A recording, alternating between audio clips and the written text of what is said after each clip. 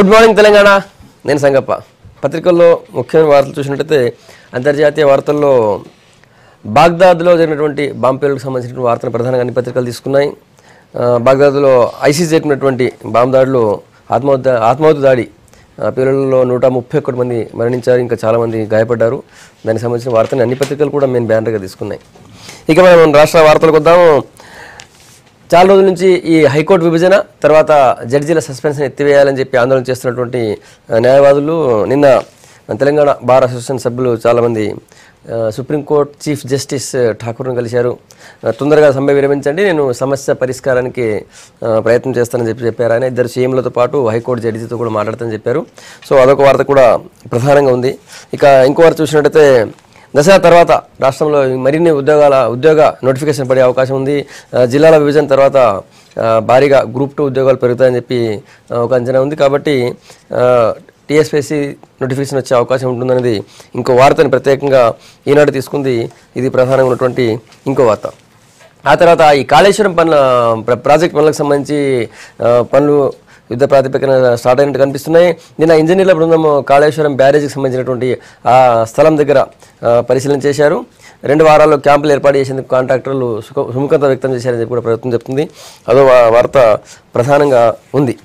ఆ తర్వాత గురుకుల పోస్టులకు సంబంధించి ఇప్పటికే ఒకసారి టీచర్ పోస్టుల నోటిఫికేషన్ పడింది. మరో 2,000 గురుకుల పోస్టులకి సీఎం కేసీఆర్ భర్తీ చేసేందుకు ఆమోదం తెలిపారని చెప్పి ఒక వార్త ఉంది.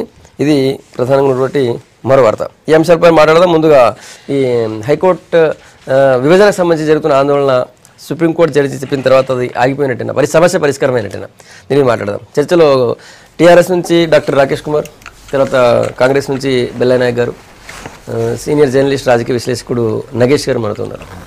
నగేష్ గారు, మీకేమనిపిస్తుంది? సుప్రీంకోర్టు జడ్జిని కలిసిన తర్వాత లాయర్లు, తర్వాత నాయకులు కూడా కలిశారు, మొన్న న్యాయశాఖ మంత్రి. సో రాష్ట్రంలో ఈ సమస్య పరిష్కారమైంది అనుకోవచ్చా? సంగప్ప గారు, దీంట్లో ఒక 3 అంశాలు ఉన్నాయి. సమస్య ఇప్పుడు ఏమవుతుందంటే 3 సమస్యలు ముడిపెట్టేసి కూర్చున్నాం మనం.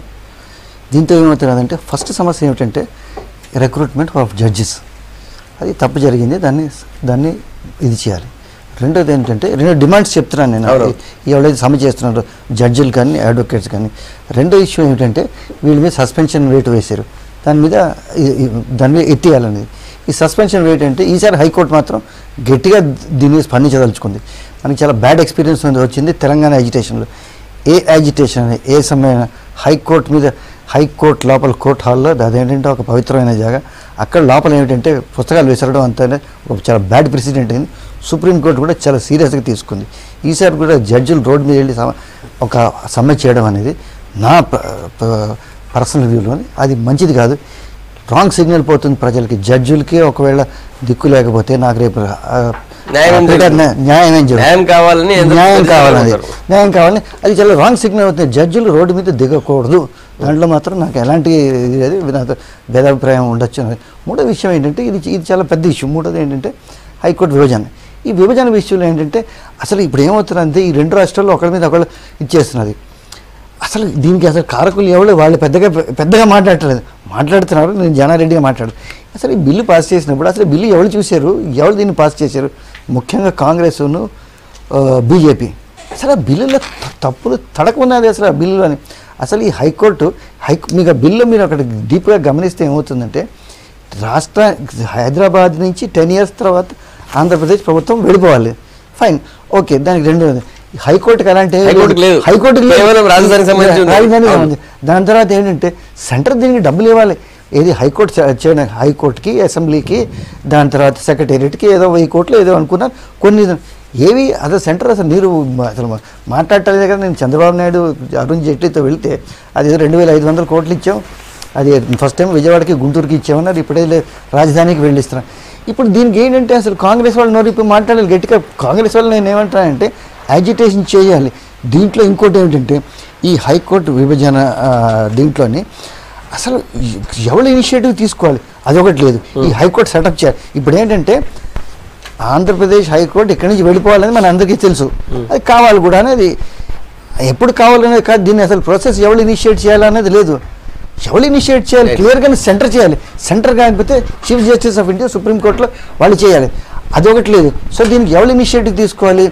ఇప్పుడు ఈ రెండు రాష్ట్రాల్లో ఒకరి మీద ఒకళ్ళు దూషించుకుంటే ఏం వచ్చేది కాదు. అల్టిమేట్లీ ఇనిషియేటివ్ ఎక్కడుంది? వాళ్ళ దగ్గర ఉంది, సెంటర్ దగ్గర ఉంది. ఫస్ట్ డబ్బులు ఇవ్వాలి, నువ్వు జాగ్రత్త చూపించి నేను నీకు డబ్బులు ఇస్తాను, ఒక 500 కోట్లు ఇచ్చేయాలి, వెంటనే షిఫ్ట్ చేయాలి టెంపరీ ఇదిగా. ఎందుకంటే తెలంగాణ ప్రభుత్వం ఏమంటున్నదంటే మేము ఆల్టర్నేటివ్ ఇదిగా ఇచ్చినా, బట్ దానికి ఏంటి ఇద్దరు కూర్చోబెట్టి మాట్లాడి హైదరాబాద్లోనైనా మీరు ఎగ్జిస్టింగ్ హైకోర్టులో కంటిన్యూ చేయండి, లేకపోతే అమరావతిలో మేము మీకు డబ్బులు ఇస్తాం, ఒక బిల్డింగ్ చూడండి, అక్కడ షిఫ్ట్ అయిపోయింది. సెంటర్ అసలు నిమ్మక నీరు ఎత్తకుండా చేస్తున్నాం.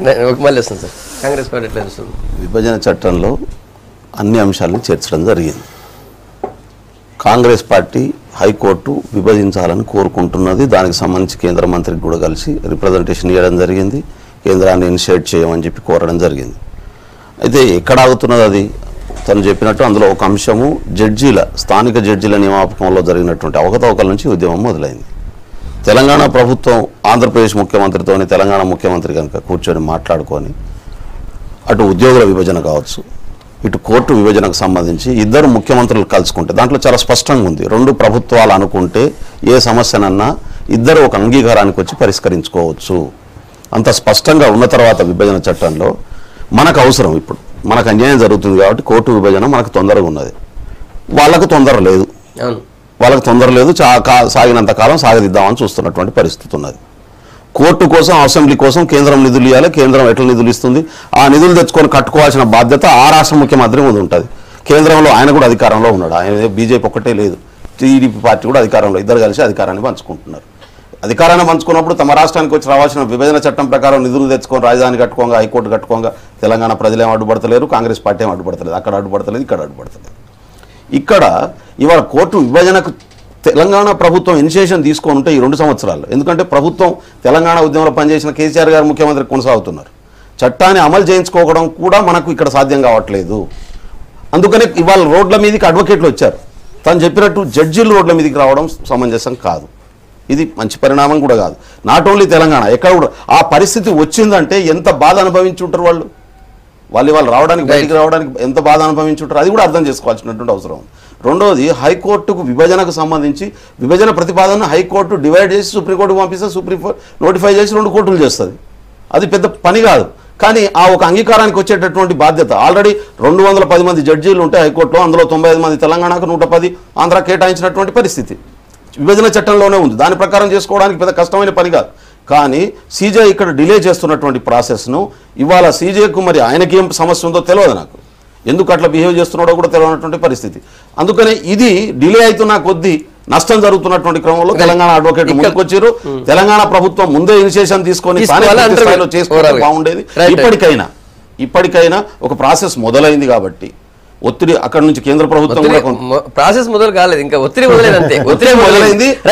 బీజేపీ వాళ్ళు కూడా స్పందించారు. ఇప్పుడు సీజన్ పోయి కలిసారు, స్పందించిండు, మాట్లాడటానికి మాట్లాడుతున్నారు, పిలిపించుకున్నారు. ఇది కొంత మనం ప్రాసెస్ మొదలైందిగానే చూడాలి. తొందరగా పరిష్కరించే ప్రయత్నం చేయాల్సినటువంటి అవసరం. చర్చలో బీజేపీ నుంచి అధికార ప్రతినిధి శ్రీధర్ రెడ్డి గారు వచ్చారు. రైట్, రాకేష్ కుమార్ గారు, తెలంగాణ ప్రభుత్వం ఒక డిసిషన్ తీసుకుంటే సమస్య ఇంత సీరియస్ ఉత్పన్నం కాకపోవనేది మిగతా ఉత్తరం. సార్, మొట్టమొదట న్యాయాధికారులు రోడ్డు మీదకి ఎందుకు వచ్చారనే టాపిక్ తీసుకున్నప్పుడు న్యాయం చెప్పాల్సిన న్యాయాధికారులకి అన్యాయం జరుగుతుంటే ఆ అన్యాయాన్ని ప్రొటెస్ట్ చేస్తూ 2 సంవత్సరాలుగా ప్రభుత్వం ఎన్నో ఉత్తరాలు రాస్తూ, లేఖలు రాస్తూ కేంద్రానికి, అదేవిధంగా సుప్రీంకోర్టు చీఫ్ జస్టిస్ కూడా కలిసి దాదాపుగా ఒక 45-50 డేస్ అవుతుంది డైరెక్ట్గా కలిసి మరి హైకోర్టు బైఫర్గేషన్ చేయండి అని చెప్పడం జరిగింది. అంతకుముందు ముఖ్యమంత్రి గారు ఎప్పుడు ప్రధానమంత్రి గారు కలిసినా, సదానంద గౌడ గారిని కలిసినా కానీ, న్యాయశాఖ మంత్రి గారిని కలిసినా కానీ వాళ్ళకు ఇస్తే పార్లమెంట్లో ప్రశ్నలు ఏమనెత్తితే ఇది ఆఫ్ ది రికార్డు కాకుండా ఆన్ ది రికార్డే చెప్తున్నాను నేను. ప్రశ్నలు ఏమనెత్తితే ఎస్ మేము ఆ రాష్ట్రానికి ఉత్తరం రాసాం కానీ రెస్పాన్స్ లేదు అంటే, సరే మరి మేము ఒక సపరేట్ హైకోర్టు ఏర్పాటు చేసుకుంటామని చెప్పేసి గచ్చిబౌలిలో మా ముఖ్యమంత్రి గారు ఒక బిల్డింగ్ కూడా చూసి రావడం జరిగింది. అదేవిధంగా గోడే ఖబర్లో ఒక పాత ప్యాలెస్ ఉంటే దాన్ని కూడా చూసి రావడం జరిగితే అప్పుడు కేంద్రం ఏమని చెప్పిందంటే, ఏర్పాటు చేసుకోవాల్సింది మీరు కాదు, ఆంధ్రప్రదేశ్ ప్రభుత్వం, కాబట్టి ఆంధ్రప్రదేశ్ ప్రభుత్వం స్పందించాలి, వాళ్ళకు ఉత్తరం రాశాం కానీ స్పందించట్లేదు అని చెప్పి సమాధానం చెప్పడం జరిగిందండి. ఇది ఆన్ ది రికార్డ్. ఇక ఆఫ్ ది రికార్డ్ వచ్చేసి మీరు ఎవరు ఇనిషియేట్ తీసుకోవాల్సిన కేంద్రం ఇనిషియేట్ తీసుకోవాలి. కేంద్రం ఇనిషియేట్ తీసుకోవట్లేదని ప్రతి ఒక్కరు ఇక్కడ ఆరోపణలు చేస్తున్నాం. కానీ ఇక్కడ జరుగుతుంది ఏంటంటే, ఒకవేళ మా దగ్గర ఏం లేదు, అసలు హైకోర్టు విభజనకు కేంద్రానికి సంబంధం లేదు, మనం ఇంతకుముందు హైకోర్టు విభజన జరిగినటువంటి ఎక్కడైతే హైకోర్టులు కొత్త ఏర్పాట్లు రీసెంట్గా హర్యానాలో ఇదే న్యాయశాఖ మంత్రి గారు చండీగఢ్లో ఉన్నటువంటి పంజాబ్ హర్యానా కలిసి అక్కడ ఉన్నటువంటి హైకోర్టును హర్యానాలో హైకోర్టు ఏర్పాటు చేయడానికి రీసెంట్గానే ఇనాగ్రేషన్ కూడా చేసి రావడం జరిగింది. నవంబర్ 2015లో ఆయన చేయడం జరిగింది. కాబట్టి ఆల్రెడీ ఒక కాడ ఉమ్మడి హైకోర్టు ఉన్నదాన్ని ఎప్పటి నుంచో ఉన్నదాన్ని విభజన చేయాలంటే ఏం చేయాలని చెప్పేసి ఆయనకు సంపూర్ణ అవగాహన ఉన్నది న్యాయశాఖ మంత్రి. మా చేతిలో లేదు అని చెప్పడం ఒకటి. రెండు, త్రిపురను అగాడ్కడ్ ఏదైతే ఎంపీలు ప్రైవేట్ బిల్లు పెడితే త్రిపుర, మణిపూర్, మేఘాలయ 3 హైకోర్టులు ఏదైతే ఉన్నాయో ఆ 3 హైకోర్టులను కూడా అంతకుముందు ఉన్నటువంటి అశ్విని కుమార్ అని చెప్పేసి యూపీఏలో ఉన్నటువంటి న్యాయశాఖ మంత్రి 3 హైకోర్టులను కూడా ఏర్పాటు చేయండి. అంటే కంప్లీట్ చర్య తీసుకోవాల్సింది హైకోర్టు. నెక్స్ట్ వచ్చేసి న్యాయాధికారులను కేటాయించేటప్పుడు కూడా ఇక్కడ ఉన్నటువంటి హైకోర్టు సీజే గారు న్యాయాధికారులను అందరినీ కూడా డివైడ్ చేయడానికి లేదు. అంటే ఆర్టికల్ అంటే మనం ఇప్పుడు బైఫర్కేషన్ యాక్ట్ 77 to 80 తీసుకున్నా, లేకపోతే రాజ్యాంగం ఆర్టికల్ 3 to 3 and 4 తీసుకున్నా కానీ అది మొత్తానికి కూడా మళ్ళీ నోటిఫికేషన్ సెంట్రల్కి పోయి సెంట్రల్ నుంచి రావాలి. ఈరోజు మనం డిమాండ్ చేస్తుంది ఏంది, ఎక్సెస్ ఉన్న వాళ్ళని మీరు కేటాయిస్తే దాని గురించి మనం చర్చించవచ్చు. కానీ ఇప్పుడున్నటువంటి హైకోర్టు అధికారులు మొత్తం కూడా 30 మంది వేకెన్సీ చూపిస్తూ అక్కడ మనకు ఒక 56 మందిని ఎక్స్ట్రా కేటాయించడం ఎందుకు కేటాయించడం అని చెప్పేసి ఈరోజు తెలంగాణ సమాజం ప్రశ్నించారు. కేంద్రం చేతిలో ఉంది, కేంద్రం తలుచుకుంటే చేయొచ్చు, కానీ ఎందుకు చేయలేదు, కావాలని మరి నా చేతిలో లేదని న్యాయశాఖ మంత్రి చెప్పినారనేది ఆరోపణ. ఇప్పుడు కేంద్రం చేతుల్లో ఉన్నటువంటి మిగతా చాలా అనుమతులు పరిమితులు తెలంగాణ FRBM పరిమితి దగ్గర నుంచి మొదలు పెడితే అన్ని తెలంగాణ రాష్ట్రానికి ఇవ్వగలిగినప్పుడు ఒక హైకోర్టు విభజన వచ్చే వరకు ఎందుకు ఆపుతారు? ఇదేంటంటే ఈ సమయంలో హైకోర్టు విభజన అనే విషయాన్ని పెద్ద ఎత్తున చూపించేటువంటి ప్రయత్నం చేస్తూ ఉన్నారు. ఒకటి, న్యాయశాఖ మంత్రి గారు ఏం చెప్పినారు, దాని ప్రాసెస్ ఇనిషియేట్ చేయాల్సింది సుప్రీంకోర్టు చీఫ్ జస్టిస్, ఇక్కడ ఉన్నటువంటి హైకోర్టు చీఫ్ జస్టిస్, తర్వాత గవర్నరు, ఇది రాష్ట్రాల ముఖ్యమంత్రులు కూడా కూర్చోవాల్సిన అవసరం ఉంది. నార్మల్ కండిషన్స్లో పంజాబ్ చండీగఢ్ దాని గురించి వాళ్ళు చెప్పారు, హర్యానా, పంజాబ్, చండీగఢ్ హైకోర్టు గురించి వాళ్ళు చెప్పారు. అది డిఫరెంట్ స్టేటస్ ఆల్ టుగెదర్, అది ఎప్పటి నుంచో ఉన్నటువంటి ఈ విషయం. ఇక్కడ 2 రాష్ట్రాలు విడిపోయినాయి కాబట్టి వారికి అక్కడ అవగాహన ఉంది, ఆడ 3 ఏర్పాటు చేశారు, వాటికి అవగాహన అక్కర్లేదు. మన దగ్గర రీఆర్గనైజేషన్ బిల్లో చాలా స్పష్టంగా మొత్తం ప్రాసెస్ రాసి ఉంది. దాంట్లో ఆంధ్రప్రదేశ్ ప్రభుత్వము ఖచ్చితంగా వాళ్ళ యొక్క ఇన్ఫ్రాస్ట్రక్చర్ వాళ్ళు ఏర్పాటు చేసుకోవాల్సిన అవసరం ఉంది. కానీ అక్కడి నుంచి పోయి ఢిల్లీ నుంచి న్యాయశాఖ మంత్రి గారు పోయి అక్కడ ఎవరికైనా కాంట్రాక్ట్ ఇచ్చి బిల్డింగ్లు కట్టారు. తర్వాత గచ్చిబౌలిలో బిల్డింగ్ చూసాం, గోడేకబర్లో బిల్డింగ్లు చూసాం.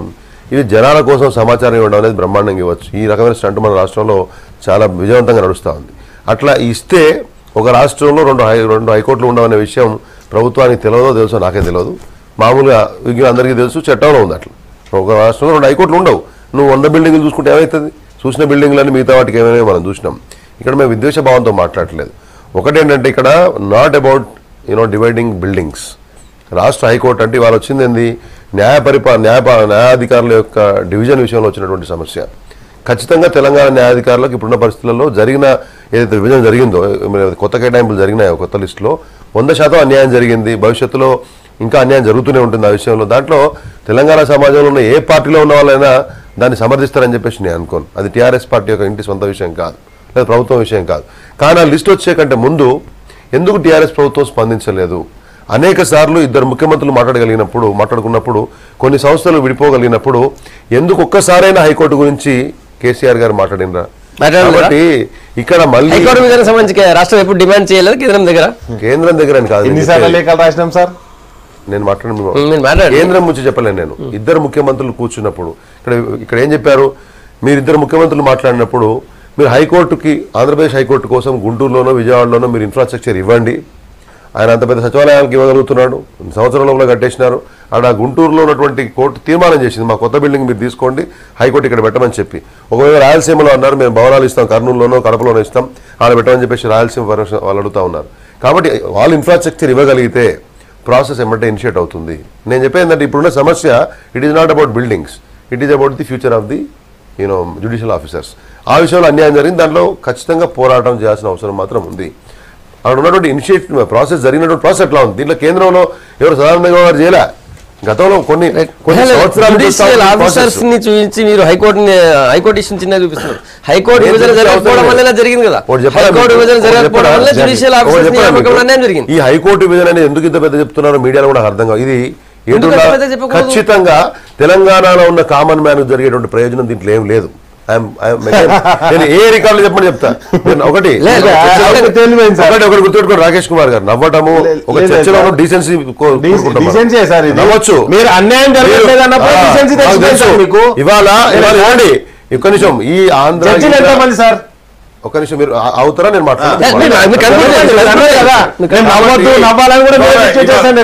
ఒక చర్చ జరిగేటప్పుడు దాన్ని హాస్యాస్పదంగా నవ్వడం అనేది మన వ్యక్తిత్వాన్ని సూచిస్తుంది. నేను దాని గురించి మాట్లాడలే. నేను చెప్పేది ఏంటంటే ఇది మీరు అనవసరంగా హైప్ చేస్తా ఉన్నారు. అవసరమే, ఎక్కడ కూడా ఎవరు అడ్డం పడట్లేదు. కానీ 2 రాష్ట్రాల ముఖ్యమంత్రులు ఎందుకు మాట్లాడరు?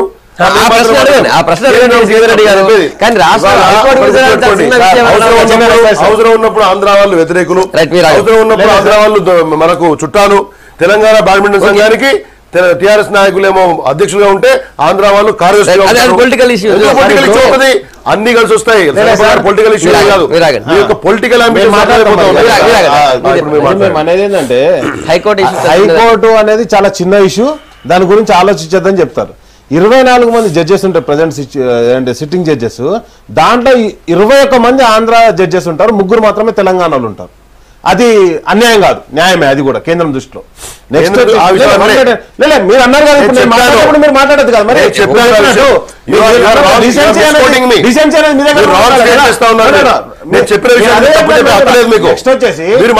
చెప్పండి, నేను చెప్పే మాట తప్పు చెప్పే హక్కు లేదు మీకు. నేను చెప్పాను తెలంగాణ వాళ్ళకి అన్యాయం జరిగింది, జరగబోతుందని చెప్పాను. ఆ విషయంలో తప్పు చెప్పలేదు. చిన్న పెద్ద విషయాలు ఏంది, కేంద్రం దృష్టిలో పెద్ద విషయాలు ఏదో కూడా చెప్తే మరి ఆ పెద్ద విషయాల గురించి మనం మాట్లాడదాం.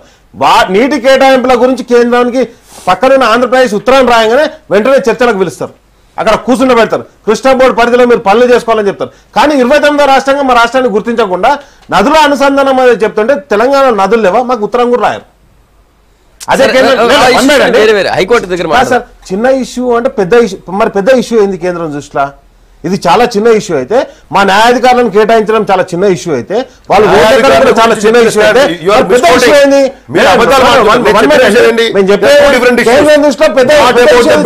చెప్పాను న్యాయాధికారుల విషయం జరిగింది, అది కేంద్రం సంబంధం లేదు. అది 100 కోట్లు కేటాయించింది కేంద్రం. 100 కోట్లు కేంద్రం 100 కోట్లు కేటాయించిన తర్వాత బిల్డింగ్ ఏదైనా ఎందుకు అడుగుతలేరు? మీరు 100 కోట్లు కేటాయించినా పనిగా దగ్గర మాత్రం మీరు చెప్తున్నాను సార్. కేంద్రం పెద్ద ఇష్యూ ఏదో చిన్న ఇష్యూ ఏదో చెప్తే చిన్న ఇష్యూలు పెద్ద ఇష్యూలు మాట్లాడదాం అనేది ఒకటే. ఇప్పటి వరకు కూడా కేంద్రం తీసుకోవాల్సి ఉత్తరాలు రాసినాం. ఇంకేం చేస్తారు ఫెడరల్ స్ట్రక్చర్ లో పోయి అక్కడ కూడా ఏమంటాడు ఒక న్యాయశాఖ, దేశానికి న్యాయశాఖ మంత్రి, మీరు వస్తే ధర్నాలు చేసుకోరు కేజ్రీవాల్ లెక్క. తప్పకుండా చేస్తాం సార్. కేజ్రీవాల్ లెక్క ధర్నా చేయమంటే 30 నుంచి 3 వడగొట్టిండు, ఇక్కడ 40 నుంచి 4 వడగొట్టినాం కార్పొరేటర్లు జిహెచ్ఎంసీలా. తప్పకుండా చేస్తాం. దేశం మొత్తానికి నాయకత్వం వహించడానికి మమ్మల్ని పిలిస్తే మేము తప్పకుండా ఢిల్లీకి వస్తాం, ధర్నా కూడా చేస్తాం. మరి ఇప్పుడు ఒక న్యాయశాఖ మంత్రిగా ఉండి ఎట్లా చెప్తున్నాం. ఇక్కడ జాతీయ పార్టీ మాట్లాడుతా ఉన్నాం, మీ తిరిగి రోజు ఒకటి మాట్లాడలేం.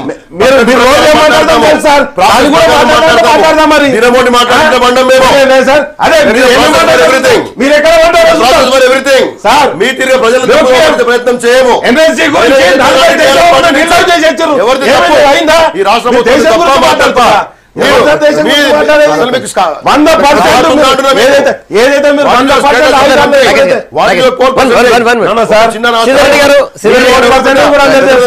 మాడకండి.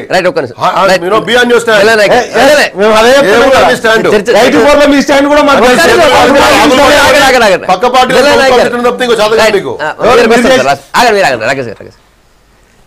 హైకోర్టు విభజన ఇక్కడ 2 అంశాలు మళ్ళీ మనం ఒకసారి చెప్పుకోవాల్సినటువంటి అవసరం. ఇష్యూ రిపీట్ కాకుండా చెప్తా. ఎక్కడి నుంచి మొదలు కావాలి, ఎక్కడ ఎండ్ కావాలి? మొదలు కావాల్సింది హైకోర్టు నుంచి. విభజన వరకే పరిమితం అయితే ఇక్కడ 2-3 అంశాలు కలిసి ఉన్నాయి, పెద్దలు చెప్పారు. విభజన వరకే పరిమితమైనప్పుడు ఇద్దరు ముఖ్యమంత్రులు కలిసి ఒక అండర్స్టాండింగ్కి వచ్చి ఒక లెటర్ పెడితే ఇమ్మీడియట్గా అయిపోతుంది సమస్య. అక్కడ కాదు, ఎక్కడ స్థలం సమస్య కాదు, లేకుంటే ముఖ్యమంత్రి వద్దనుకుంటున్నాడు ఇప్పుడు అని అంటున్నారు కదా. అంటే తెలంగాణ చాలా ఇంపార్టెంట్ అన్న. తెలంగాణ సాధించుకోవడం కోసం మనం ఎంత కష్టపడ్డామో అందరికీ తెలుసు. తెలంగాణను వద్దని ఏ స్థాయిలో ఆంధ్ర నాయకులు పోరాటం చేసారో కూడా తెలుసు మనకు. పార్లమెంట్లో ఎటువంటి పరిస్థితి తీసుకొచ్చి తెలంగాణ బిల్లు పెట్టాల్సి వచ్చిందో మాకు తెలుసు, ఎంత కష్టపడాల్సి వచ్చిందో మాకు తెలుసు. కాబట్టి బిల్లు తీసుకురావడానికి హైకోర్టు విభజనకు కూడా కష్టపడాల్సినటువంటి అవసరం ఉంది. కాదు, మనం గొంగడి పులుగున ముద్దాడేటోళ్ళం కాబట్టి ముద్దాడి మన పని మనం చేసుకుందాం ముందుగాల. ఇగోస్ వద్దంటున్నాను నేను, ఇగోస్లో పోయి నష్టపోవద్దు. అరే విభజన చట్టంలో ఉన్న అంశాలని కూడా తెచ్చుకోకుంటే ఏం తెచ్చుకుంటాం? 540 మంది ఎంప్లాయీస్ ఇప్పుడు ఆంధ్రా పోయి నెత్తినోరు కొట్టుకుంటున్నారు, మాకు తీసుకపోండి అని చెప్పి. వాళ్ళని తెచ్చుకుందాం, ఎలక్ట్రిసిటీ సంబంధించినటువంటి సమస్యలు ఎదుర్కొంటున్నాం. అందుకని ఇవన్నీ కూడా ఇద్దరు ముఖ్యమంత్రులు కలుసుకొని కూర్చుంటేనే పరిష్కారం అయ్యే సమస్యలు.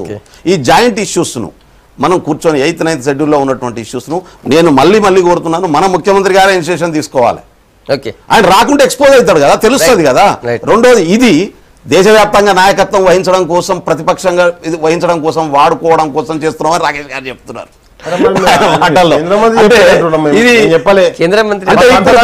అడ్వకేట్ల ఉద్యమాన్ని, జడ్జిల ఉద్యమాన్ని ముఖ్యమంత్రి రాకేష్ గారు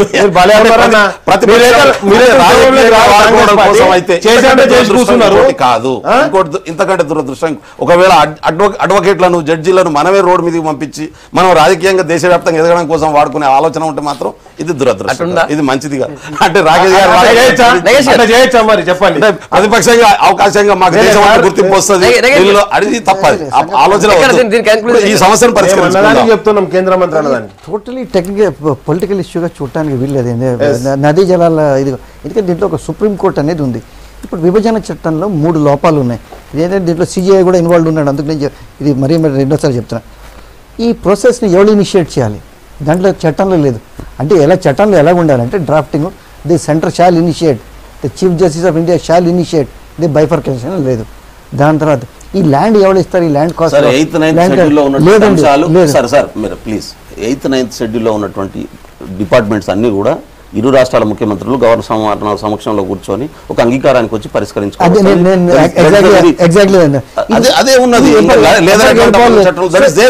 సో ఇప్పుడు ఏంటి పాయింట్, మీరు చెప్పిన దానికి ఏకీభవిస్తాను, వేరే చెప్పలేదు. ఇది ఇద్దరు ముఖ్యమంత్రులు కూర్చొని సాల్వ్ చేసుకోవాలి. బై అండ్ లార్జ్ మనం ఇక్కడ అనుకుంటున్నాం. దీనికి ఎవరు చేయాలి? Chief justice of India all party meeting పెట్టలేరు కదా. ఇప్పుడు ఏమిటి, సదానంద ఎవడైనా ఏమంటున్నాడు, నాకేం సంబంధం లేదు, కోర్ట్స్ డిసైడ్ చేయాలి. చంద్రబాబు నాయుడు ఏమంటున్నారు, నాకేం సంబంధం లేదు, సెంటర్ ఇచ్చేయాలి. తెలంగాణ ప్రభుత్వం ఏంటంటే ఆంధ్రప్రదేశ్కి ప్రభుత్వం ఇక్కడి నుంచి వెళ్ళిపోతానికి సిద్ధంగా కావట్లేదు. దీనికి ఏంటంటే చాలా క్లియర్గాను లా మినిస్టర్కి ఇంకా ఇంతకన్నా ఇంక సమస్య ఏముంటుందండి? ఇద్దరు ముఖ్యమంత్రిని కూర్చోబెట్టి దాని తర్వాత 2 రాష్ట్రాలకి అడ్వకేట్ జనరల్ కూర్చోబెట్టి ఈ సమస్య ఎలా పరిష్కారం. నిన్న ముఖ్యమంత్రి ఒక సదానంద గౌడ గారు ఇనిషియేషన్ తీసుకోవాలి. నేను ఆంధ్ర ముఖ్యమంత్రి అది ఫేస్ వాల్యూ మీరు తీసుకోవడానికి రెడీగా ఉంటే, తీసుకోకపోతే అది పొలిటికల్. ఆయన ఏమంటే రాష్ట్ర విభజనకే మేము సంతకం పెట్టి మేము ఇచ్చాము, మాకు హైకోర్టు విభజనకి ఇబ్బందిగా ఉంది. ఆ పాయింట్ నుంచి స్టార్ట్ చేసి central government should take it. చెప్పండి శశిధర్ రెడ్డి గారు, కేంద్రం ఇనిషియేషన్ తీసుకుంటే సమస్య పరిష్కారం కాదు. ఇంతకుముందు బెల్లయ్యనాయక్ గారు ఏం చెప్పారు, ఈ ఇరు రాష్ట్రాల ముఖ్యమంత్రులు, ఇక్కడ గవర్నరు, హైకోర్టు చీఫ్ జస్టిస్, ఇక్కడి నుంచి ప్రాసెస్ ఇనిషియేట్ కావాలా. చంద్రబాబు నాయుడు గారు ఏం చెప్పారు, నగేష్ గారు అన్నట్టు ఓపెన్గా నాకు సంబంధం లేదు, నేను చేయనలే, నా దగ్గర ఇన్ఫ్రాస్ట్రక్చర్ లేదు, ఇన్ఫ్రాస్ట్రక్చర్ రావాలంటే కేంద్రం జోక్యం చేసుకోవాలని చెప్పినారు. ఆడ ఆంధ్రప్రదేశ్ క్యాపిటల్ విషయంలో హైకోర్టు కూడా కలిసి ఉంటుందా, క్యాపిటల్ వేరే తీరు ఉంటుందా అనేది వారు నిర్ణయించుకోవాలి. ఖచ్చితంగా కొన్ని ఇబ్బందులు ఉన్నాయి దీంట్లో. నేను ఒకటే బాటం లైన్ ఏంటంటే, కేంద్రం ఉద్దేశపూర్వకంగా దీన్ని నిర్లక్ష్యం చేస్తుంది అనేటువంటి ప్రచారానికి మేము వ్యతిరేకం. భారతీయ జనతా పార్టీ ఎక్కడో ఒక దగ్గర చిత్తశుద్ధి లేదు ఈ విషయంలో అనే విషయానికి మేము వ్యతిరేకం. ఎవరో చెప్తే బిల్లులు పెట్టలేదు, భారతీయ జనతా పార్టీ ఒప్పుకొని ఓటేస్తారంటే కాంగ్రెస్ బిల్లు పెట్టింది ఈ రాష్ట్రం విభజించడం కోసం. మిగతా వాళ్ళందరూ ఎన్ని కుప్పగంతులు వేసినా అది వేరే ముచ్చటది, వాస్తవంలా ఉంటుంది. ఇప్పుడు చెప్పేది ఏంటంటే, ఈ ఇరు రాష్ట్రాల ముఖ్యమంత్రులు first of all why don't you speak?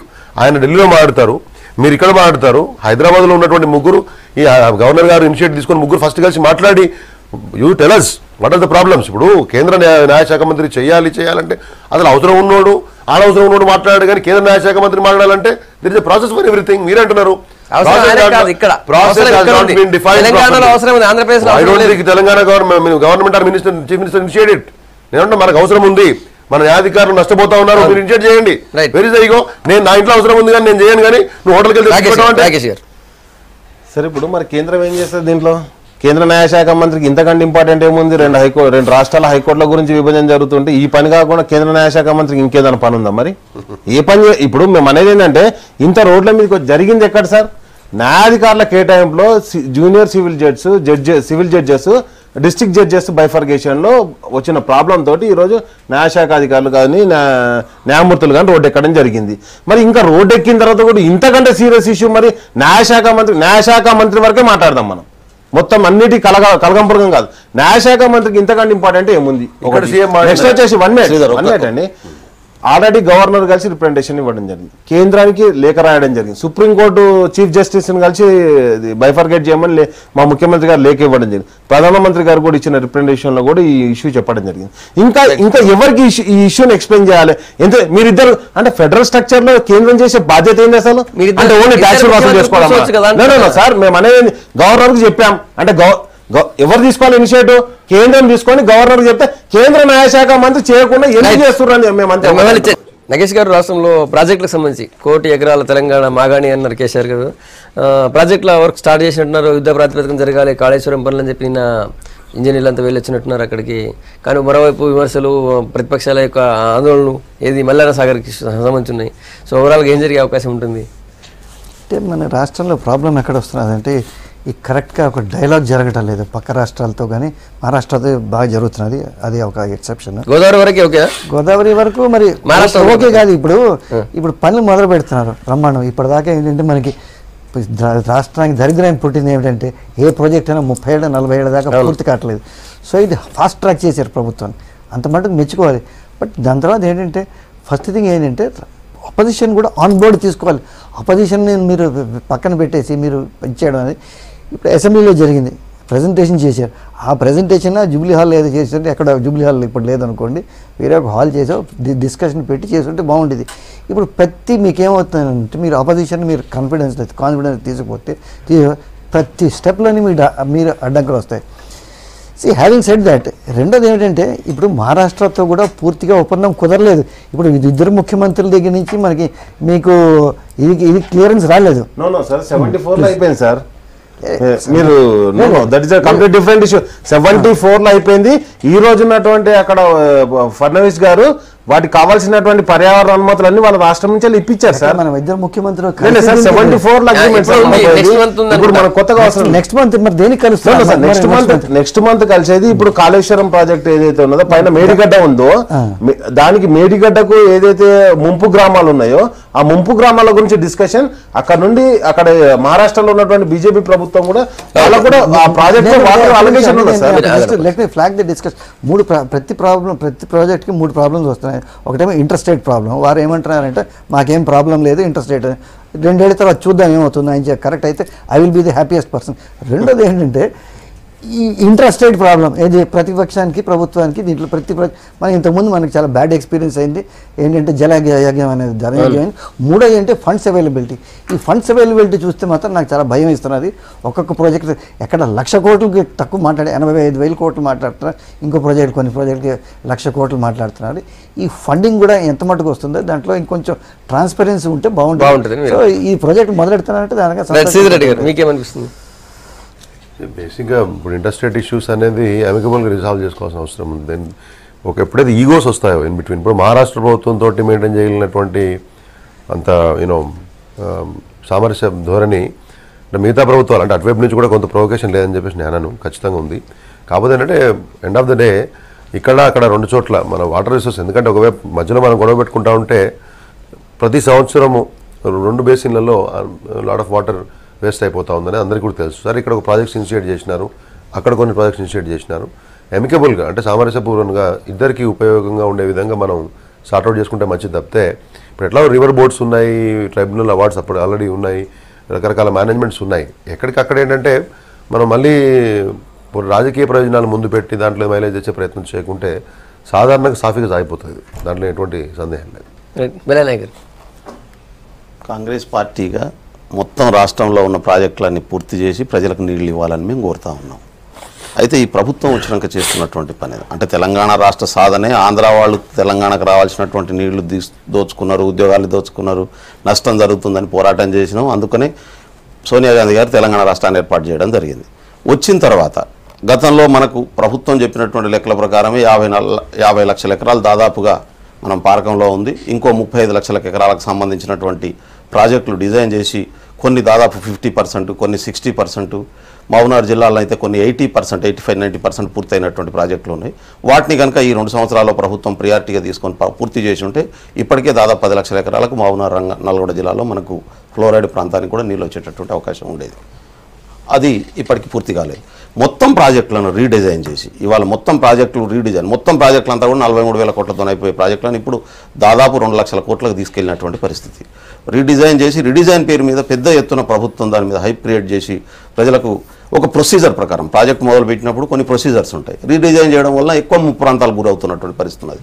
ముప్పు ప్రాంతాలు గురవుతున్నప్పుడు చట్టం ప్రకారం 2013 చట్టం 1/1/2014 నుంచి భారతదేశ వ్యాప్తంగా అమల్లో వచ్చినటువంటి పరిస్థితి. ఆ చట్టం ప్రకారం కనుక రిహాబిలిటేషన్ ఇచ్చి ఇవాళ పనులు మొదలుపెట్టి ఉంటే ఇవాళ ఈ సమస్య మొదలయ్యేది కాదు. ఇవాళ మల్లన్న సాగర్ కావచ్చు, ఇప్పుడు నార్లాపూర్ ఇష్యూ కావచ్చు, మహబూబ్నగర్లో ఇవన్నీ కూడా ఒక్కొక్కటి ఇవాళ ముందుకు వస్తున్నటువంటి పరిస్థితి. దీన్ని ప్రజల నుంచి వస్తున్నటువంటి ఆందోళనకు ప్రతిపక్ష పార్టీలుగా మేము సపోర్ట్ చేస్తుంటే దాన్ని ప్రాజెక్టులను అడ్డుకునే పనిగా ఇవాళ ప్రభుత్వం రాజకీయాలు చేసి ప్రతిపక్ష పార్టీ బదనాం చేసి తాను పొలిటికల్ క్రెడిట్ తీసుకుందామనే ఆలోచనతో ఉన్నా తప్ప ప్రాజెక్టులు పూర్తి చేయాలని కాదు, ప్రాజెక్టు ద్వారా ప్రజలకు మేలు చేయాలని కానీ ఆలోచనతో లేదు. 1 కోటి ఎకరాలు అనే దాంట్లో ఆల్రెడీ 85,000 ఎకరాలు 90,000 ఎకరాలు పాత ప్రాజెక్టులు కంప్లీట్ చేసి వస్తాయి. ఇంకో 20 లక్షల ఎకరాలు పూర్తి కంప్లీట్ 20 లక్షల ఎకరాలు పూర్తి చేస్తే అయిపోయేదాన్ని దీన్ని హైప్రియేట్ బదనాం చేసి రాజకీయంగా దెబ్బతీసే కుట్ర తప్ప ఏం లేదు. 2013 అంటే ఏదైతే ల్యాండ్ అక్విజిషన్ యాక్ట్ ప్రకారం మీరు చెప్పినట్టు చేస్తే యావరేజ్ ఆఫ్ 3 years ప్రైజ్ ఎక్కడ రిజిస్ట్రేషన్ ప్రైస్ తీసుకొని వాళ్ళకు అమౌంట్ కేటాయించాలి. అది దాంట్లోనే ఉంది, 2013 యాక్ట్లోనే ఉంది, ల్యాండ్ అక్విజిషన్ యాక్ట్. రిజిస్ట్రేషన్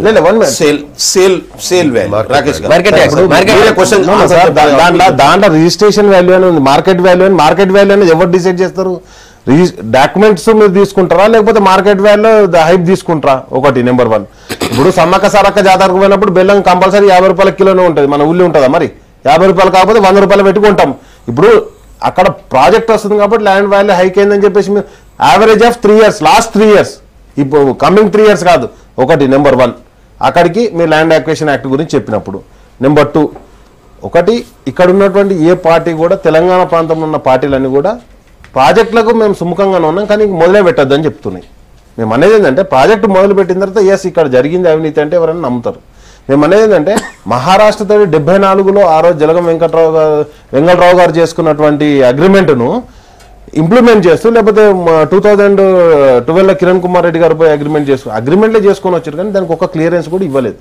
ఆ క్లియరెన్స్లన్నీ కూడా ఈరోజు మహారాష్ట్ర ప్రభుత్వంతో చర్చిస్తే సానుకూలంగా స్పందించి అక్కడ ముఖ్యమంత్రి గారు కూడా వాళ్ళకు కూడా దానిలోంచి నీటి కేటాయింపులు అక్కడ డ్రింకింగ్ వాటర్ ప్రాబ్లం ఉంది ఆ ఏరియాలో, వాటిని అన్నిటి కూడా సాల్వ్ చేసుకుంటూ ప్రాజెక్టులు కట్టుకోవడానికి వాళ్ళు కూడా సిద్ధపడ్డారు. వాళ్ళతో కలిసి కమాండ్గా మనం ఈరోజు ప్రాజెక్టులను కంప్లీట్ చేయడానికి మనం ప్రణాళిక రూపొందించడం జరుగుతుంది. ఇక్కడ జరిగేది ఏంటంటే ఎస్ఆర్ఎస్పి ప్రాజెక్ట్ కట్టినప్పుడు, శ్రీరామ్ సాగర్ ప్రాజెక్ట్ కట్టినప్పుడు 64లో అది ఫౌండేషన్ ఇచ్చింది. దానిలో phase 1, phase 2, phase 3 అని కంప్లీట్ కాదు. phase 1 ఒక్కటే అయింది, phase 2, phase 3 పెండింగ్లోనే ఉంది. అక్కడ వాడుకోవాల్సింది 190 TMCలు అయితే అక్కడ అలకేటెడ్, ఎక్సెస్ కాదు అలకేటెడ్ అయితే ఆ వాటర్ను వాడుకోకుండా ఇప్పటివరకు కూడా మనం ఇంతకుముందు శ్రీధర్ రెడ్డి గారు చెప్పినట్టు వృధాగా సముద్రంలోకి పోతున్నాయి. వాటిని యూటిలైజ్ చేసుకోవడానికి ఈరోజు మేజర్ పెద్ద ప్రాజెక్టులు కట్టడానికి ఎక్కడ కూడా అంత ల్యాండ్ ఎక్వేషన్ కావచ్చు, ప్రాజెక్ట్ కాస్ట్ కంటే ల్యాండ్ ఎక్వేషన్ కాస్ట్ ఎక్కువ అవుతుంది. కాబట్టి ఈరోజు బ్యారేజ్ నిర్మాణానికి ముఖ్యమంత్రి గారు దాని ప్రణాళిక రూపొందించడం జరిగింది. ఆ బ్యారేజెస్ నిర్మాణం చేసేటప్పుడు ఆ బ్యారేజెస్ నుంచి మనం ఎత్తిపోయడానికి అంటే మన టెరిటరీ మన ఎట్లుంది, మన టెరైన్ ఎట్లున్నది, నెక్స్ట్ వచ్చేసి మన కాంటూరింగ్ ఎట్లున్నది, మన ఈ కాంటూరింగ్ బేస్ చేసుకొని మనం గ్రావిటీ ఫ్లో ద్వారా మనం వాటర్ సప్లై చేయగలుగుతాం. అంటే టెరైన్ ఎట్లున్నా కానీ కాంటూర్ అనుకూలించలేదు అనుకోండి, కాంటూర్ బేస్ చేసుకొని మనం కెనాల్స్ అవ్వగలుగుతాం తప్పితే గ్రావిటీ ఫ్లోస్ దానికని చెప్పేసి ముఖ్యమంత్రి గారు వాటిని అన్నింటినీ కూడా ఒక అంటే ప్రజెంటేషన్ ఇవ్వడం జరిగింది. ఆ ప్రజెంటేషన్ను అక్కడ ఉన్నటువంటి ఈ తెలంగాణలో ఉన్నటువంటి ప్రతిపక్ష పార్టీగా బీజేపీ పార్టీ మేము తప్పకుండా ఆహ్వానిస్తామని చెప్పేసి కూర్చున్నారు, ఆ చర్చలో పాల్గొన్నారు. దాంట్లో ఏమేమి కలుపుకోవట్లేదని ప్రతిపక్షాలు అసెంబ్లీలో లేకుండా కాదు. ఇప్పుడు అసెంబ్లీలకు బీజేపీ పక్షం కూర్చున్నప్పుడు మరి కాంగ్రెస్ పక్షం ఎందుకు బయటికి వేరు? ప్రజెంటేషన్ ఇస్తామన్నారు. మీరు ప్రజెంటేషన్ కాదు సార్, 60 ఏళ్ళ అధికారంలో ఉన్నప్పుడు ఎందుకు చేయలేదు? గతంలో భారతదేశం మొత్తంలో ఏ ప్రాజెక్టు కలిపినా ROR ప్యాకేజీ ప్రాజెక్టు అటాచ్డ్గా ఉండేది. మొత్తం ఒక చట్టం లేదు అప్పుడు. రిహాబిలిటేషన్ సంబంధించినటువంటి చట్టం పూర్తి స్థాయిలో లేదు, గైడ్ లైన్స్ ఉండేవి. ఈ పరిస్థితి దేశం మొత్తం సింగూరులో జరిగినటువంటి గొడవ తర్వాత పశ్చిమ బెంగాల్లో దేశవ్యాప్తంగా ఈ రిహాబిలిటేషన్ చర్చ జరుగుతున్నటువంటి క్రమంలో యూపీఏ ప్రభుత్వం అటు బీజేపీతో చర్చించి ఒక సమగ్రమైనటువంటి చట్టాన్ని తీసుకురావడం జరిగింది. అది 1/1/2014 నుంచి అమల్లోకి వచ్చినటువంటి వాస్తవాన్ని మనం దృష్టిలో పెట్టుకోవాల్సినటువంటి అవసరం ఉంది. దాని తర్వాతనే ఇక్కడ మనం పని మొదలుపెట్టినాం. అందుకని కాంపెన్సేషన్ మనకు తోసినటువంటి జీవోలు ఇప్పుడు 123 జీవో తెలంగాణ ప్రభుత్వం తీసుకొచ్చింది. ఆ చట్టాన్ని తెలంగాణ ప్రభుత్వం కూడా అడాప్ట్ చేసుకున్నది. ఒక ఉప ముఖ్యమంత్రితో క్యాబినెట్ సబ్ కమిటీ చేసి గైడ్లైన్స్ తీసుకొని జీవో 75 ఇచ్చి దాని ప్రకారం అడాప్ట్ చేసుకున్నది. అడాప్ట్ చేసుకున్న తర్వాత ఆ చట్టం ద్వారానే కనుక చేసి ఉంటే ప్రజలకు ఎక్కువ మేలు జరిగేది. అది చేయట్లేదు. నంబర్ 1. నంబర్ 2, ఇంకొక ఇంపార్టెంట్ పాయింట్ ఏంటంటే రాకేష్ గారు చెప్తున్నట్టు మేము ఏ ప్రభుత్వం అయినా రాజ్యాంగం ప్రకారం నడుచుకోవాలని కోరుతా ఉన్నాం. మనకు ఎంత మెజారిటీ ఉన్నా ఎంత బలం ఉన్నా ఇది రాచరిక వ్యవస్థ కాదు మనకు తోచినట్టు చేయడానికి అని చెప్తున్నారు. రాహుల్ గాంధీ రాచరిక వ్యవస్థ, సోనియా గాంధీ గారు రాచరిక వ్యవస్థ, మా పార్టీ రాహుల్ గాంధీ గారు రాచరిక వ్యవస్థ ప్రధానమంత్రి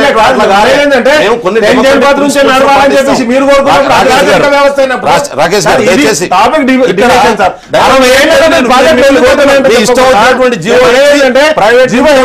ప్రభుత్వం చెప్పుకోవాలి ప్రజలు. ప్రతిపక్ష మన ప్రాజెక్టు కడుతుంటే డిపిఆర్ ఉందని చెప్పేసి ఎవరన్నా అడిగిరా? నేను కట్టుకుంటే డిపిఆర్ చేస్తున్నారు. ఇప్పుడు మీరు ఆంధ్ర ఉమ్మడి ఆంధ్రప్రదేశ్ లో నష్టం జరిగిందంటే తెలంగాణ మేము ఇచ్చిన రాష్ట్రాన్ని. అందుకనే మీ వాడు ముఖ్యమంత్రి పోరాటంతో బిల్లు పెట్టేస్తారా? అవునండి.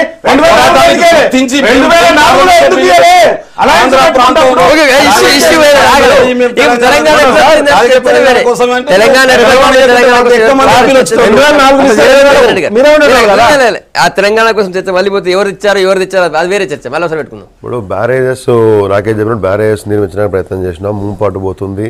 దాన్ని మహారాష్ట్ర ప్రభుత్వం కొంతమేరకు ఒప్పుకుంది, కరెక్టే. కానీ మీరు ఇంత పెద్ద ఎత్తున ఇప్పుడు రిజర్వాయర్స్ డిజైన్ చేస్తా అని చెప్తా ఉన్నారు, కాంటూర్ లెవెల్స్ సపోర్ట్ చేస్తున్నాయని చెప్తున్నారు, టెర్రైన్ అట్లా ఉందని చెప్పేసి చెప్తా ఉన్నారు. అయినా మనం చేసేది ఎత్తిపోతలు అనే విషయం మనందరికీ కూడా తెలుసు. కొన్ని వేల మెగావాట్ల విద్యుత్ కావాలా, దాని కాస్ట్ ఆఫ్ అక్విజిషన్ చాలా ఎక్కువ ఉంది, కాస్ట్ ఆఫ్ ప్రొడక్షన్ ఎక్కువ ఉంటుంది అనే విషయంలో డిపిఆర్ అడిగితే దబాయించడం నాకు అర్థం కాలేదు. ఎక్కడ కూడా ప్రాజెక్ట్ రిపోర్టు అది 5 రూపాయలది కాదు, 10 రూపాయలు కాదు, కొన్ని వేల కోట్ల ప్రాజెక్ట్స్లో డీటెయిల్ ప్రాజెక్ట్ రిపోర్ట్స్ పబ్లిక్ డొమైన్లో ఉండాలి. పబ్లిక్ మనీ కాబట్టి పబ్లిక్ డొమైన్, దానికి ఎందుకు ఇబ్బంది పడుతున్నారు?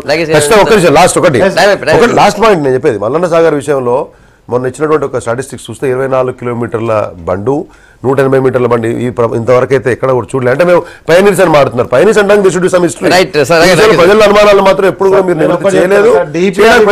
ఏ బ్యాంక్ లోన్ ఇవ్వదు, ఎక్కడ నుండి కూడా గ్రాంట్స్ రావు. ఆ డిపిఆర్ మా ముందర పెట్టాలి, మీ ముందర పెట్టగానే వెళ్ళిపోతుంది. మనం ఎన్ని వాటర్ వినియోగించుకుంటాం కాదు సార్.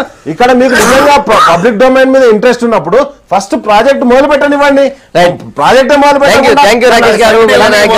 నగేష్ గారు, శ్రీధర్ రెడ్డి గారు, గుడ్ మార్నింగ్ తెలంగాణ. మీ అభిప్రాయాలు చెప్పినందుకు. రేపు మార్నింగ్ మళ్ళీ ఇదే టైం కలుద్దాం. Stay tune.